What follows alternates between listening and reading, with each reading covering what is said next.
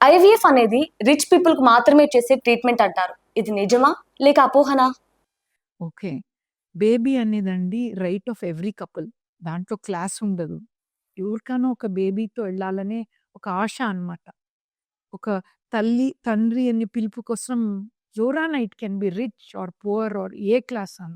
As a doctor మా responsibility, quality of service అందరికీ సమానంగా ఉండాలి.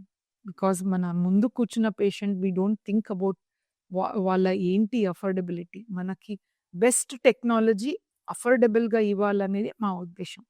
బట్ ఆఫ్‌కోర్స్ ముందు మీరు గమనిస్తే ఈ ట్రీట్మెంట్ అనేది ఓన్లీ సెలబ్రిటీస్ వాళ్ళు తీసుకునేవాళ్ళు. ఇప్పుడు అఫోర్డబిలిటీ కూడా చాలా రీచ్‌లో ఉంది. అండ్ పిల్లలు లేక బాధపడే ఏ దంపతులు, పిల్లలు కారు నాకు మనీ లేదని అనుకోకూడదు. We want to give highest quality affordable అండి.